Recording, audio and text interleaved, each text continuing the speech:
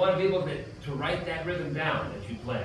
Ba ba ba da da. Okay, so that'd be one. Ba da da da da. If it's like ba da da da, it's like where is it in the time?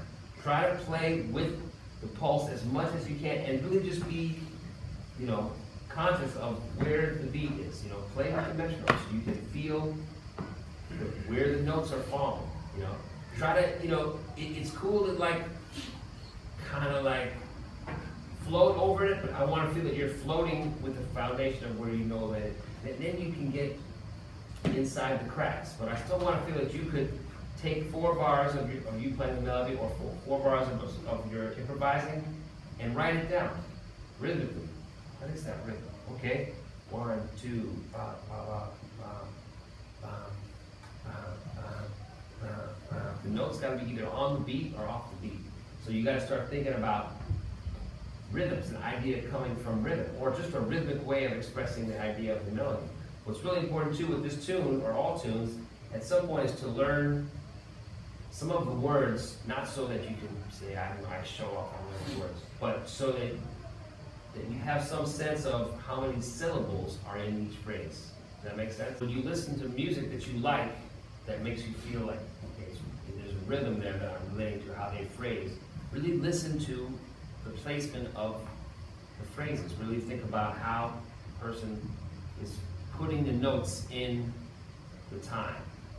Listen from that point of view. Listen to what's that idea, just the rhythms of it. Well, how does it attack the bar line, and really think. And what's really important for us is to play melodies where there's 2 horn players playing, more than 1 horn player, where people are coming together to play phrasing, little riffs, anything,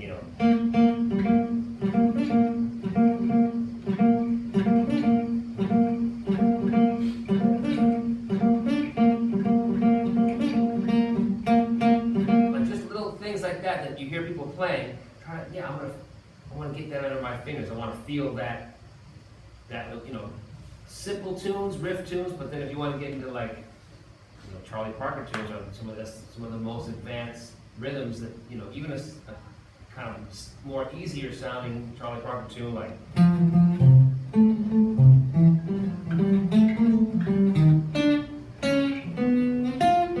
just the first 4 bars. Ba ba da ba, ba ba da ba, ba ba da ba, boo ba da ba ba ba.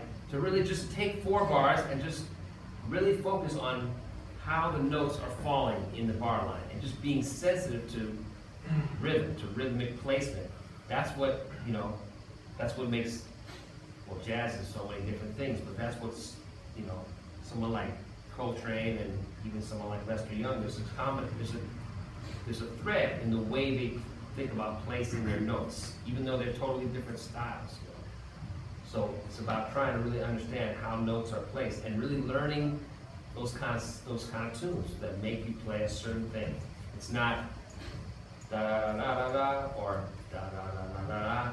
It's something specific, and really trying to play, not just standards where you can kind of play it however you want, but really, some simple tunes, blues heads. It's not the style too. It could be Count Basie, or it could be Ornette Coleman and Don Cherry, whatever you like. There's always, there's 2 people playing together, and you're trying to get the phrasing. Now, I don't want to just say, okay, you got to think about rhythms, but how do you do? The language is in the music. The vocabulary is in people's songs. So you learn their songs, just like we learn standards to learn certain things about how harmonies flow and melodies develop and everything. We want to learn the lines of the players that we like, the people whose language we're trying to understand.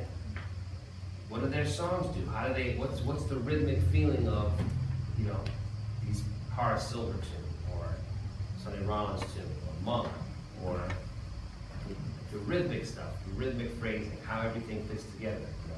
This is where the vocabulary comes from. Then you build on that, as much as you can. You're trying to learn to speak, but that's what it is. It's a language. So in learning these people's songs, that's, you'll find your own thing, what you like, and but you have to analyze it from that point of view of okay, how do I play this exactly like them? How do I, because they're doing it too. This, what I'm saying is more than one horn. Two horns come together to phrase and make one sound, unison or harmony, whatever. You learn those parts. You learn the trumpet part, the tenor part, trying to play what they're playing.